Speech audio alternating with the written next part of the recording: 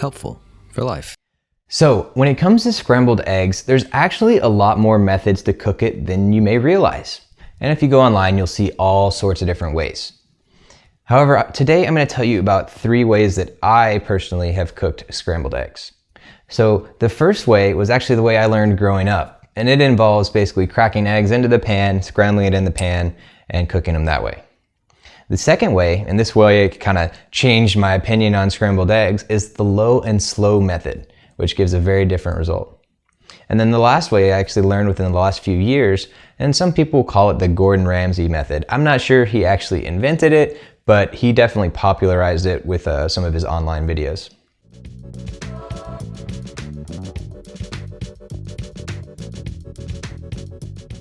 Now, the method that takes the longest to cook, as you may have guessed, is the low and slow method. So we'll start with that one. You're gonna have the heat on low to maybe medium low, but it's gonna take a while, maybe 15-20 minutes.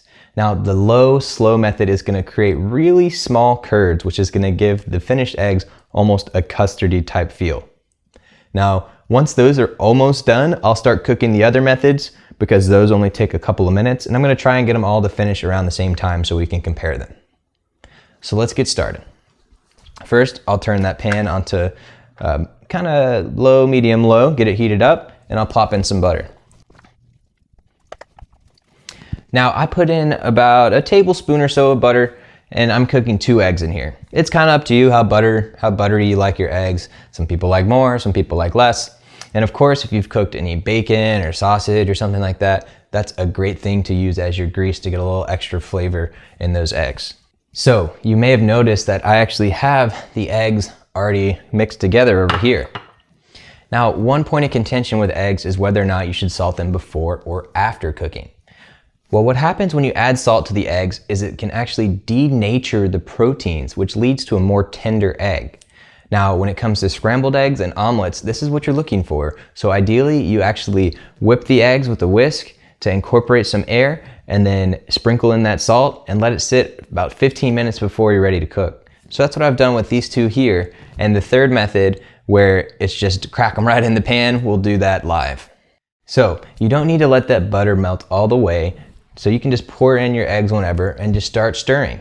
And again, like I said, low and slow. So we're gonna speed it up for you so you can see the whole process, but don't go too high or you won't get that same effect.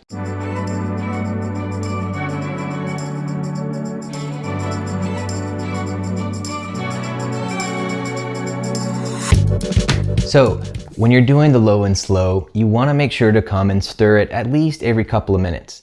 Again, the higher it is, the more often you have to stir it. And if you have to lean one way, lean towards the low. That's what really gets you that nice custardy texture.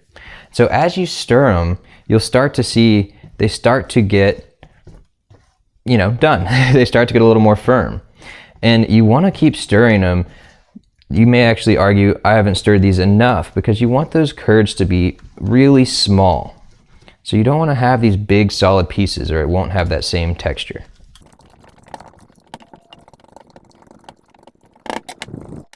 So sometimes when I wait too long and I get some of those bigger pieces, I break them up to be smaller pieces. I don't know if at this point it's too late to do that, but I at least give it a shot.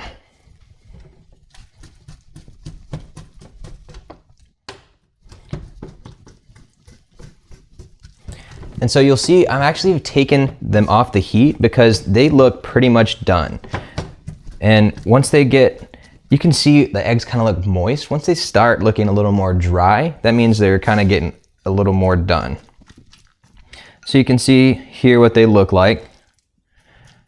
And again, honestly, I'm not the biggest fan of the low and slow method because I'm not patient enough to cook it low enough.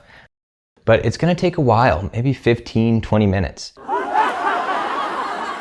You could argue this should have been even lower, but you can still tell they're kind of custardy, kind of moist, but not as much as some people who spend maybe even 20-30 minutes doing it. But this is where we'll stop for this one. Know some of the ways you can possibly make it better. Let's get on to the other 2 methods. So for the next method, I'll show you the way that I first learned to do it. And for that, we're gonna crank the heat up to medium high, and we're gonna throw some butter in there. So the benefit of this method is that it is quick, it's easy, and you don't dirty anything else besides the pan and the spatula. So after the butter gets heated up on medium-high, we're gonna crack those eggs straight in there and we're gonna scramble. So you wanna make sure you scramble them fast, otherwise you'll end up with big separate chunks of yolk and whites. And that's one of the reasons why this isn't my favorite method, because you end up with that non-homogeneous mixture. But some people may like that. Another downside of not incorporating them with a whisk like we do with the other methods, you don't get as much air in there. And so these are gonna end up a little denser and not as fluffy. So the butter's starting to bubble a little bit, so let's crack those eggs in.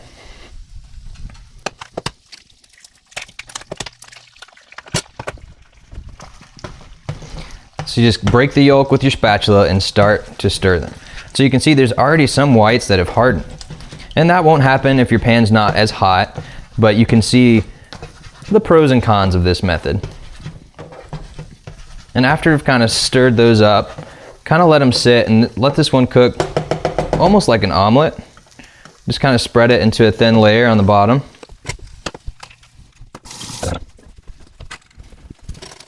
And then you're gonna want to stir and actually flip these guys.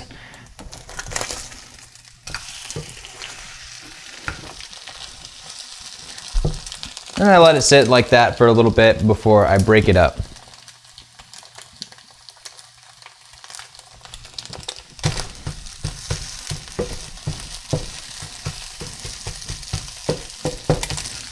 And so you can see these guys are done now.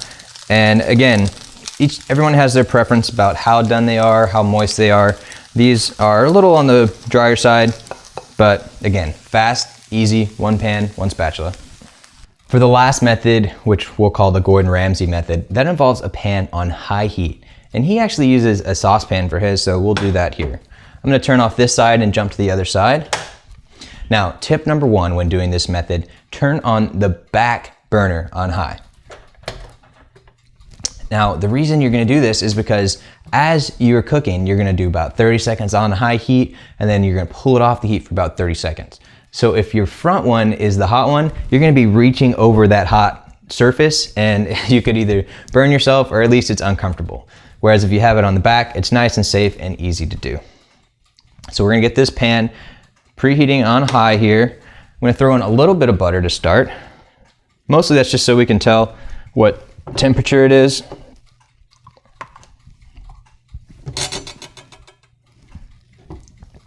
Now, with Gordon Ramsay's method, he actually whips in a little bit of creme fraiche, which most of us don't have on hand because we're not chefs. But what you can do is some whipping cream or even some milk. Just don't do skim milk, it may be a little too watery. And so I've got my cream here. I'm gonna give a good little dollop in there, and that was actually probably a little more than I usually add. My hand was a little heavy today.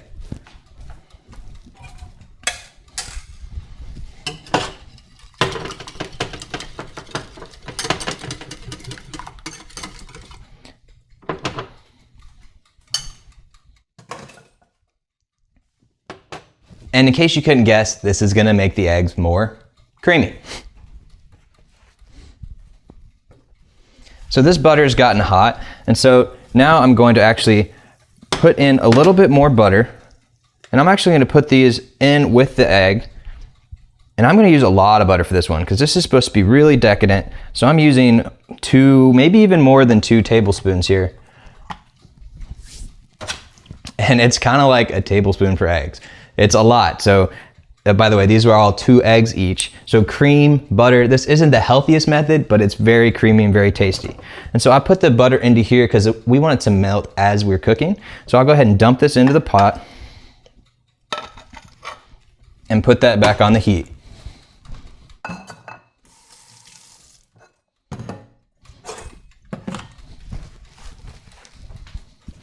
Now remember, this is high heat, so you gotta be careful and you wanna be stirring all the time. Make sure you use like a spatula like this so you can scrape off the sides of the pan. About 30 seconds on, 30 seconds off, and that pan will stay hot, which is how they just keep cooking. But stir all the time. That ding there was our English muffins that go as a side.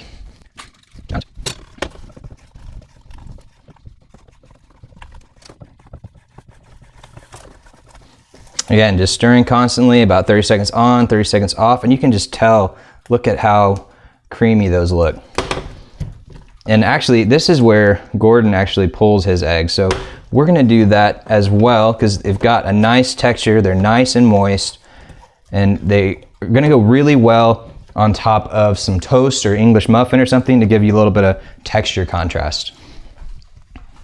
So turn off the burner, and now we can see our 3 different types of eggs. We have the low and slow method, the, I'll say, omelet type method, and then what I'll call the Gordon Ramsay method. You can just tell the difference. These are obviously the most moist. These are kind of thinner and drier.